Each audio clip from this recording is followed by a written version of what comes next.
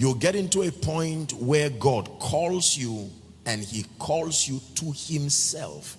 He calls you to know him. He calls you to learn of him.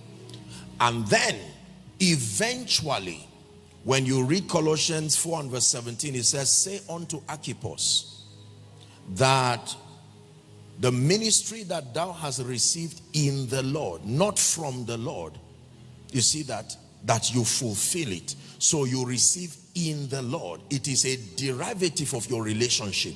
Whether you call it an apostolic ministry, whether you call it a prophetic ministry, an evangelical ministry, whether you call it a marketplace ministry, it doesn't matter what form and fashion it comes.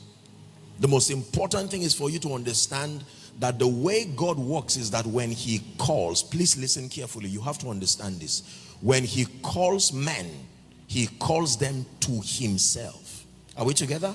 Because like I think it was Pastor Jerry yesterday who spoke about the roots. It is in his presence that you are able to dig into that depth in the spirit. When you know him, the confidence that comes from knowing him is what keeps you in the midst of the storm while you go. Are we together now?